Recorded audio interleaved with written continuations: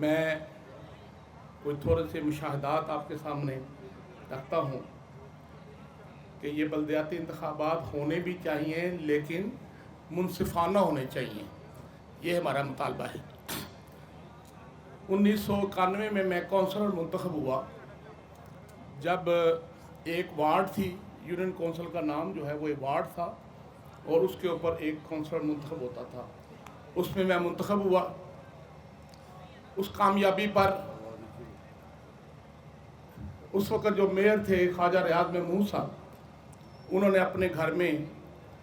کھانا رکھا، عشائیہ رکھا کونسلروں کے اعزاز میں۔ ایوب میر صاحب، یہ ہمارے کونسلر سدا بہار کونسلر کہنا چاہیے، بڑے مقبول تھے۔ تو حلقہ نمبر 96 جس کے بارے میں انہوں نے طے کر رکھا تھا کہ یہاں سے اپنے علاوہ کسی اور کونسلر کو منتخب نہیں ہونے دینا، تو ان کو ہرا دیا گیا۔ وہ بھی وہاں موجود تھے کیونکہ ان کا محلہ بھی تھا۔ تو میں اس کا شاہد ہوں کہ میں ایوب میر صاحب کے ساتھ کھڑا تھا، کھانا کھا رہے تھے، تو شہباز شریف تھا جو ہے وہ بھی اس میں مدعو تھے، وہ چل کر آئے اور انہوں نے ایوب میر صاحب کو بڑی عزت دی اور ساتھ انہوں نے اس بات کا اقرار کیا جس کا میں عینی شاہد بھی ہوں کہ انہوں نے یہ اقرار کیا کہ ہم نے آپ کو ہروایا ہے، اور ساتھ عذر پیش کر رہے تھے وہ۔ دوسرا موقع تھا کہ ایک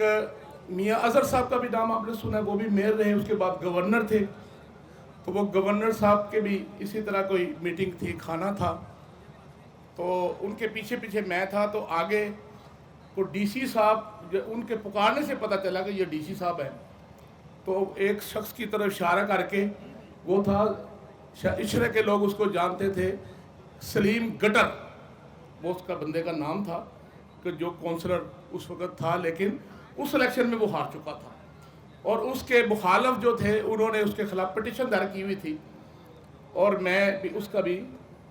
بندے کے عینی شاہد ہوں۔ بات مجھے آ رہی تھی کہ وہ گورنر صاحب چونکہ نون لیگ کے تھے اس وقت، انہوں نے ڈی سی صاحب کو مخاطب ہو کے کہا کہ یہ چمٹی سے اٹھانے، پنجابی میں کہہ رہے ہیں چمٹی نہ اٹھانا، پتلا سا تھا، وہ بڑا کمزور سا تھا، چمٹی نہ چکن والا جو ہے نا جی، اس کی تذلیل بھی کر رہا تھا اور ساتھ یہ کہہ رہا تھا کہ اس کو ہارنا نہیں چاہیے، ہدایات دے رہے تھے۔ ذاتی تجربہ میرا یہ ہے کہ اس کے بعد 1997 میں جب الیکشن ہوا، تو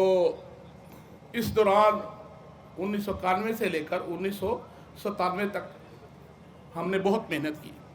تو پہلا الیکشن جو تھا اس نے تو 10-12 امیدوار تھے، لیکن اس پہ ہم نے جیتنے کے بعد ہم نے بہت محنت کی، اور انشاءاللہ وہ آپ کی دعاؤں سے وہ حلقہ ہم نے الیکشن سے پہلے ون کر لیا تھا،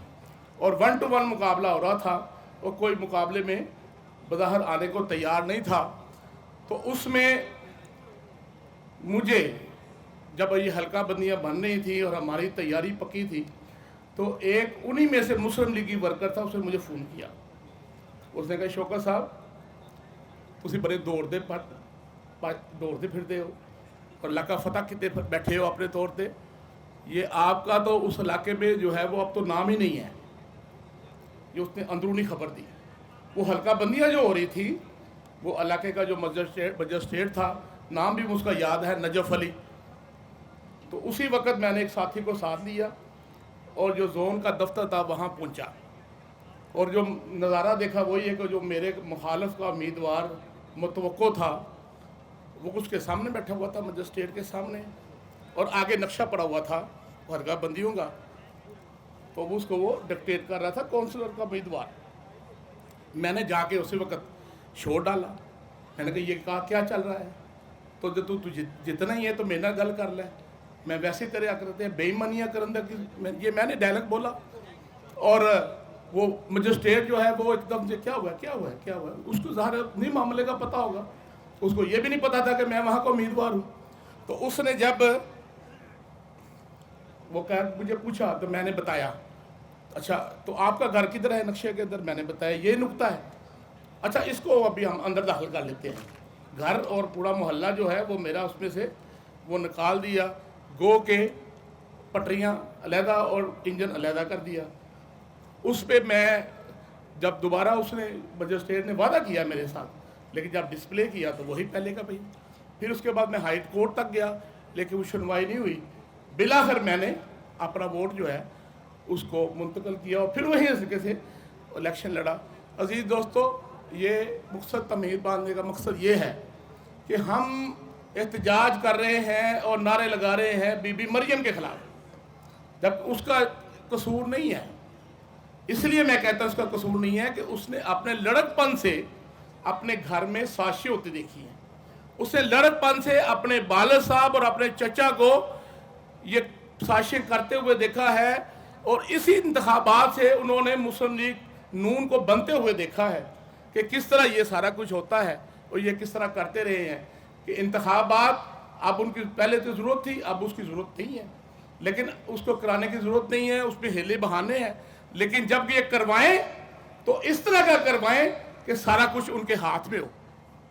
सारा कुछ, ये सारा उसका लुब्बे लबाब है। और उसके लिए ये जो ऑर्डिनेंस है उसके ख़िलाफ़ हम एहतजाज कर रहे हैं। और मैं, ये बात हो रही है हार्स ट्रेडिंग की, इसको तो हमने देखा हुआ है कि हार्स ट्रेडिंग की उस वक्त भी होती थी कि जब तक ये नहीं था, अब तो कानून बना दिए उन्होंने और रास्ते उसके लिए खोल दिए हैं कि ये 9 बंदे मुंतखब हो और अपने में से किसी को चेयरमैन और वाइस चेयरमैन मुंतखब करें, और उसके लिए मंडियां लगेंगी, उसके रेट लगेंगे। इसके लिए हम सरापा एहतजाज हैं। तो आज हम उसके लिए ये धरना दिए हुए हैं और हम ये ऐलान करते हैं कि हाफ़िज़ नईमुर रहमान साहब, अमीर जमात इस्लामी पाकिस्तान, जो भी ऐलान करेंगे इसके लिए हम सब इंशाअल्लाह उनके साथ हैं इंशाअल्लाह।